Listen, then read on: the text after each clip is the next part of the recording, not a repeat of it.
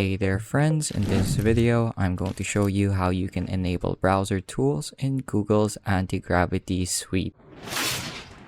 So this is a really important feature that enables your AI agents to self-test features in your browser. So what do I mean by that? For example, we have an artifact or a deliverable generated here in my browser. And normally for validation, human input would be required. But enabling browser tools in the Antigravity software will allow your Antigravity agents to test the interface and its features by itself. So it's just a generally good feature to keep on to streamline your workflow and process.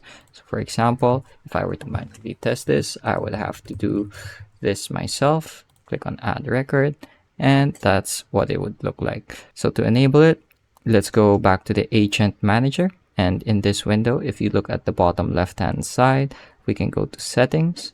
And here in Settings, we can go to the Browser section. It should be the first option you see, Enable Browser Tools. So the description is pretty much what I mentioned earlier. Agent can use browser tools to open URLs, read web pages, and interact with browser content.